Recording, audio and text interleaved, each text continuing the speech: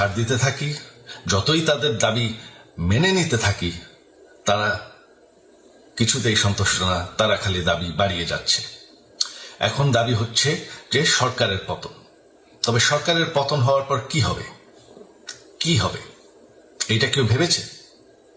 আজকে শেখ হাসিনা না থাকলে বাংলাদেশ এত দূর আসতে পারত? অসম্ভব। ঠিক আছে, শেখ হাসিনার পর আপনাদের কি হবে সেটা আমারও চিন্তার বিষয় না, আমার পরিবারের আর চিন্তার বিষয় না, আপনারা বুঝবেন। তবে এইভাবে সংঘর্ষ করে, হত্যাকাণ্ড করে ক্ষমতা দখল করা যাবে না। এটা আর আন্দোলন না, এটা হয়ে গেছে সন্ত্রাস। তার মানে এক মিনিটের জন্য কোনো অনির্বাচিত সরকার আমাদের ক্ষমতায় আসতে দিবেন না। এটা হচ্ছে আপনাদের দায়িত্ব, কারণ সেইটা হলে আমরা আবার পাকিস্তানের মতন হয়ে যাব। আমাদের এই যে 15 বছরের উন্নয়ন সব